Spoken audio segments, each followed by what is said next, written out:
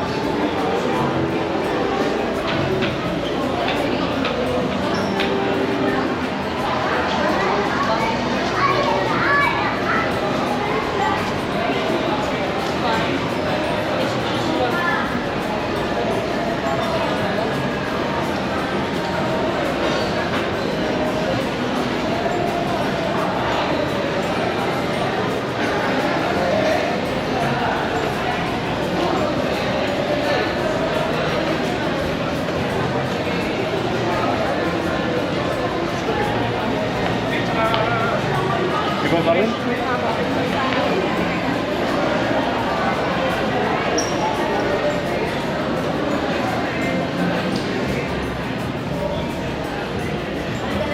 Hindi mo ganong ano yung weather dito ngayon sa Baguio, unpredictable. Minsan mainit, minsan makulimlim, minsan umuulan.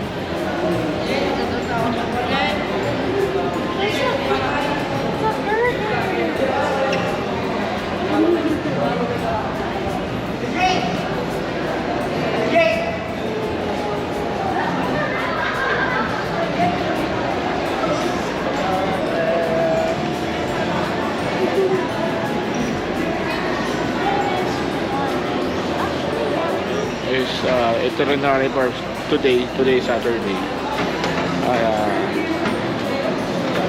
Kanina mula sa hotel punta kami ng botanical kasi mainit, and then yun Burnham ganun din mainit, so nag-decide kami mapunta dito sa SM.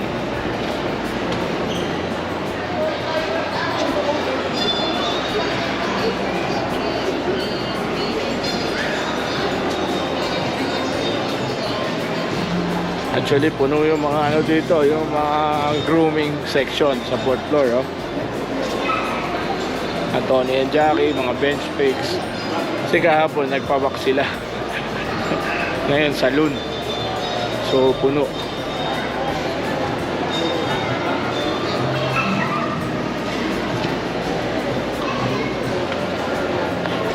And then, saka pala, tip lang sa pag pumunta kayo dito sa SM City na sa Baguio, actually wala talagang, hindi uso dito yung aircon, no?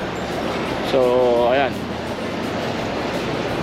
so dahil na minsan madami yung tao, may space na medyo stagnant yung ano, kaya mainit. Pero pag mga ganito, yun dito sa gitna tulad nyan, ayan, yung kita mo yung nature, yan, pumapasok yung hangin, so mararamdaman mo rin yung breeze, malamig.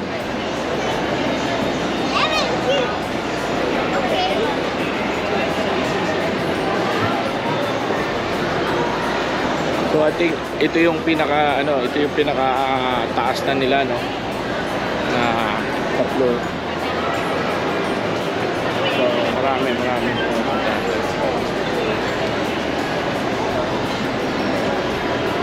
tao sa Jerry's Green.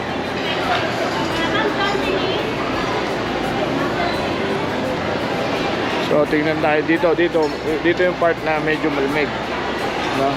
Kasi ayun nga, sabi ko sa inyo, Air. Open air, pero medyo mainit din. Yan.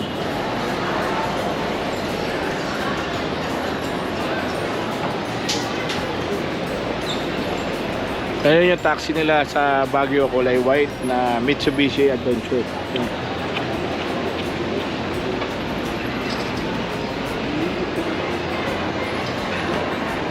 So as you can see, nakikita nyo yung clouds medyo dark. So ayan, katulad yan, biglang aaraw. Kahapon, umulan. Same time, mga ganitong oras, 2 o'clock.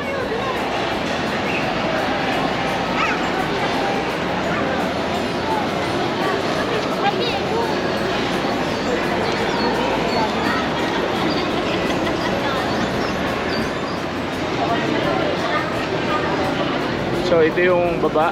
Nandun ako sa taas kanina, di ba? Bumaba lang kami.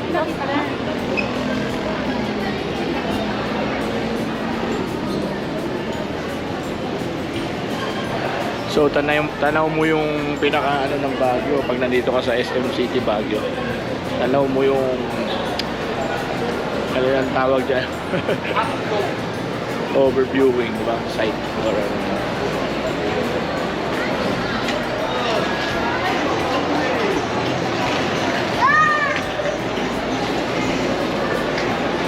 Actually, puno rin yung mga kainan dito. Siyempre, 2 o'clock. Pero marami pa rin kumakain. So, kapag decision na namin tawag dito, mag-merienda lang kasi naka-reserve kami for hot pot later sa hotel.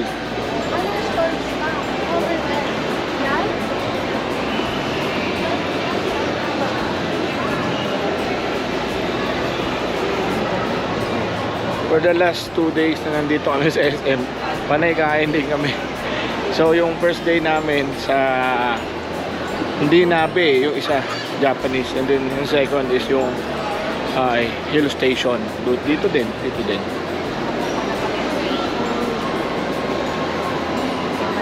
So try natin dito yung Auntie Anne's.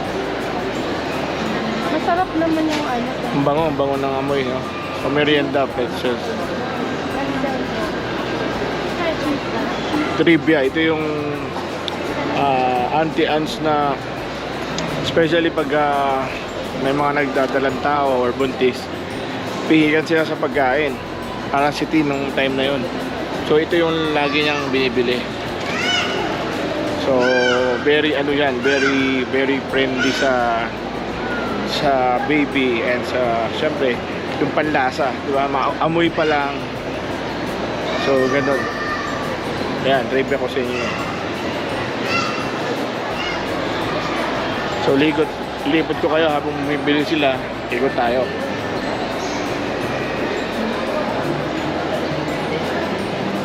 So kagabi, nandun kami sa may pinaka sa hotel na which is nandun lang, bungad. Makikita mo grabe ilaw ng SM Baguio City, di ba? Good Friday. Walang ganong dapat. Pero dito buhay na buhay yung ano.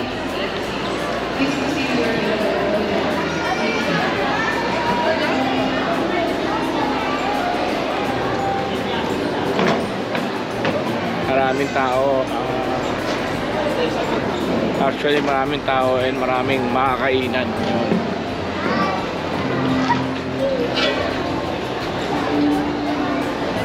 Isa to sa magandang pinupuntahan dito. Yan mismo itong parking na to. Yan.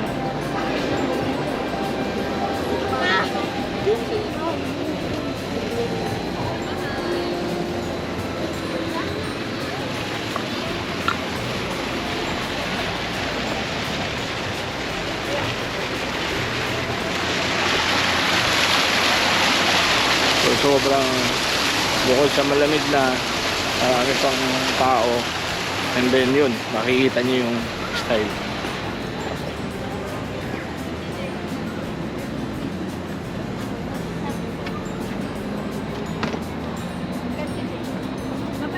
So marami talaga pumupunta dito, iba't iba, parang Pangasinan kasi 1 hour lang from Pangasinan or Pampanga, isang oras lang punta ka na dito, Baguio City.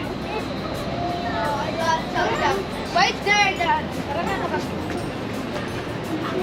There's a dog park. What? There's a dog park. Oo, may mga aso pala dito. Yan, merong paw park, may mga kids, aso yun.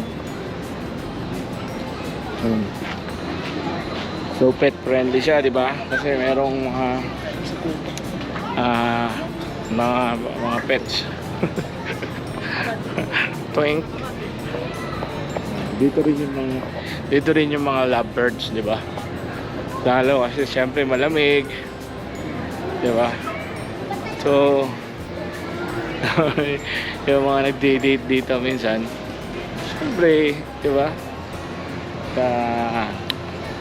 Ang tawag doon, pagka mahal mo daw yung tao, hindi mo ikakahiya. So yun symbolize, di ba? Hindi mo kakahiya sa public, yakapan kayo or kissing kayo, ang gender nyo, di ba? So shout out din sa mga lovebirds dyan.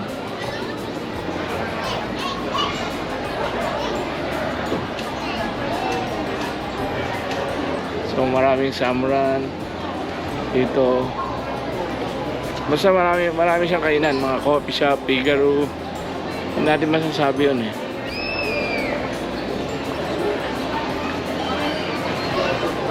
Balik na tayo doon, diba? Balik na tayo, Auntie Ans.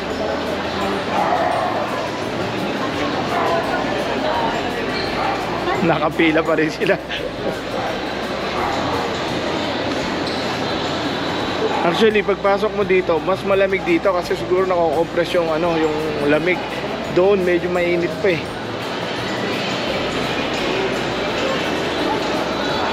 Pwede siguro po dito.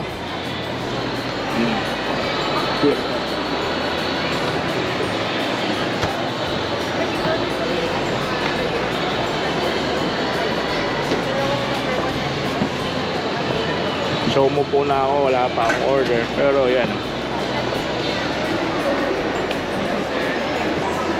ayos.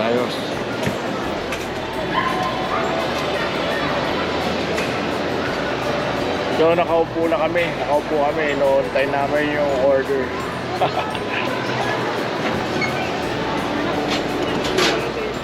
Ano to? What's that?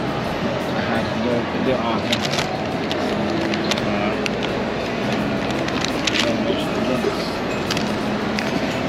Kaya yung mga para sa mga buntis. Kaya kain tayo. Ito pagkain yan, no? So naka-drawing siya, tapos ito yung kanin. Ito may dip. Masarap.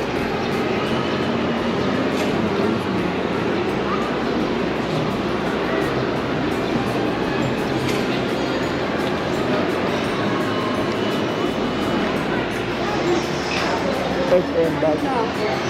Or okay? Yeah.